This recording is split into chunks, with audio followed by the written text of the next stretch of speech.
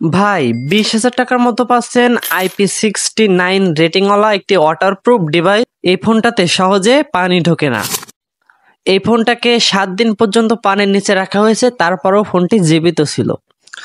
চাইলে এটাকে ফ্রিজেও রাখতে পারে। এছাড়া এই ডিভাইসটিতে রয়েছে 6000 mAh এর বিগ ব্যাটারি, যেটা একবার চার্জ করলে অনায়াসেই 1 থেকে 1.5 দিন আপনি ব্যবহার করতে পারবেন। সাথে পেয়ে যাচ্ছেন 45 ওয়াটের একটি চার্জার, যেটা দিয়ে 1 থেকে 1.5 ঘন্টার ভিতরেই এই ডিভাইসটাকে ফুল চার্জ করা সম্ভব। আজকে আপনার সাথে কথা বলবো Realme C75 এই ডিভাইসটি নিয়ে। এই ডিভাইসটি বাংলাদেশের দুইটি ভেরিয়েন্ট অ্যাভেলেবেল রয়েছে। একটি হচ্ছে 8/128, যেটার প্রাইস রাখা হয়েছে 19,999, এবং অন্যটি হচ্ছে 8/256, যেটির প্রাইস রাখা হয়েছে 22,999 টাকা। এখন আপনারা এই টাকার মধ্যে কি কি পাচ্ছেন সেটা মনোযোগ সহকারে শুনুন। এই ফোনটির বর্তমান বাংলাদেশে দুইটি কালার অ্যাভেলেবেল রয়েছে। একটি হচ্ছে গোল্ডেন আর দ্বিতীয়টি হচ্ছে ব্ল্যাক।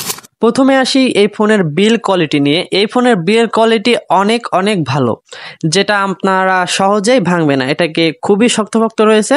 এটা সাধারণভাবে হাত থেকে পড়ে গেলে এটা ভাঙার সম্ভাবনা খুবই কম রয়েছে। এবার আসি ডিসপ্লের দিকে। এই ফোনটিতে 6.72 ইঞ্চের 90 হার্জের একটি IPS ডিসপ্লে ব্যবহার করা হয়েছে। অনেকে বলতে পারেন এখানে যদি অ্যামোলেড ডিসপ্লে দেওয়া হতো তাহলে একটি ভালো হতো, তবে এখানে IPS ডিসপ্লে দেওয়া হয়েছে, এটাতে আমি কমপ্লেন করছি না, কিন্তু একটি বিষয়ে কমপ্লেন করতে হবে। এখানে যদি 120 হার্জের রিফ্রেশ ডিসপ্লে দেওয়া হতো তাহলে একটু ভালো হতো। আর যেহেতু এখানে IPS ডিসপ্লে ব্যবহার করা হয়েছে, এখানে অ্যামোলেড ডিসপ্লে ব্যবহার করা হয়নি, সেহেতু এখানে কিন্তু কোনো গ্রিন লাইনের ভয় নেই। অনেকে এই জন্য IPSটি পছন্দ করে, তো আমি এই বিষয়ে কোনো কমেন্ট করছি না। আর এই ডিভাইসটির ওয়েট রয়েছে 196 গ্রাম, যেটা অনেকটাই হালকা, আবার অনেকের কাছে এটাও ভারী লাগতে পারে। এই ডিভাইসটিতে আপনি 4K পর্যন্ত ভিডিও প্লে করতে পারবেন, তবে আপনি যদি 4K ভিডিও প্লে করেন তাহলে অনেক সময় এটা হালকা ল্যাগ দিতে পারে। এখানে আপনি 2K এবং 1080p এটা কিন্তু খুব স্মুথলি এখানে ভিডিও প্লে করতে পারবেন। এই ডিভাইসে প্রসেসর হিসাবে ব্যবহার করা হয়েছে MediaTek Helio G92 Max। এটা কিন্তু ভাই অনেক দুঃখজনক ব্যাপার।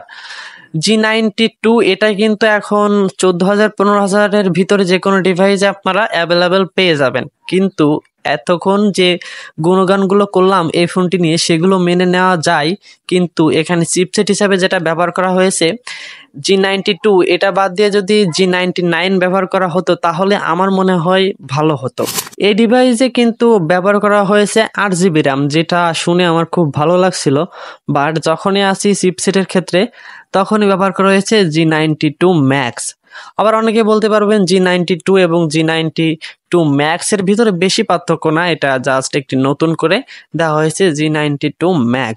তো এটা আমার মনে হয় G99 হলে বেটার হতো।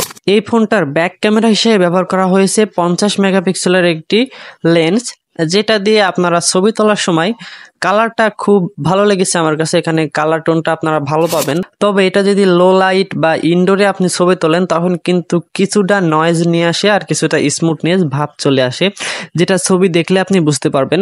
আর এটাতে রয়েছে প্রোটেক্ট মোড, তবে এখানে কিন্তু 2x এ প্রোটেক্ট মোড নেই।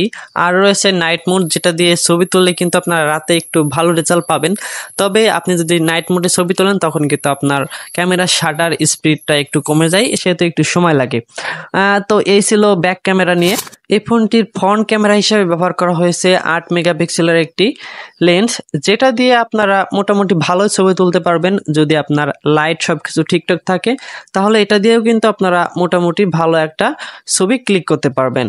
আর যদি লো লাইট বা ইনডোরে থাকে তাহলে কিন্তু এটা দিয়ে ছবি ক্লিক করলে কিছুটা নয়েজ চলে আসে আর কিছুটা কম টোনের দিকে যায়, যেটা আপনারা রিয়েলমির ক্ষেত্রে আসে আর কি, এটাই। আর এই ডিভাইসটির মাইক্রোফোন নিয়ে আমার কোনো প্রকার কমপ্লেন নেই, তবে এটা দিয়ে মোটামুটি অনেকটাই ভালো লাউডলি সাউন্ড শোনা যায় এবং কথা বলার সময় কোনো ডিস্টার্ব হচ্ছিল না এবং নেটওয়ার্কের কোনো ইস্যু ছিল না। এখন আসি এই ডিভাইসটি কাদের জন্য এবং কাদের জন্য না। এই ডিভাইসটি আমি মনে করি যারা হার্ড লেভেলের গেম প্লে করতে চান তাদের জন্য এই ডিভাইসটি না।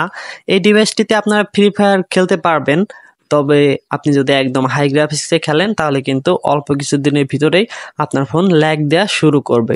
আমি তাদের জন্যই সাজেস্ট করব এই ফোনটি, যারা আপনারা বেসিকভাবে এই ফোনটি রেগুলার ইউজ করেন, যেমন বিভিন্ন প্ল্যাটফর্মে ভিডিও দেখেন, টিকটক, ফেসবুক, ইউটিউব সহ বিভিন্ন প্ল্যাটফর্মে ভিডিও দেখেন, তাদের জন্য এই ফোনটি আমি সাজেস্ট করব। তো এই ছিল রিয়েলমি C75 এই ডিভাইসটি নিয়ে বিস্তারিত আলোচনা। তো আজকের ভিডিওটা এই পর্যন্তই। ভালো থাকবেন, সুস্থ থাকবেন। আসসালামু আলাইকুম।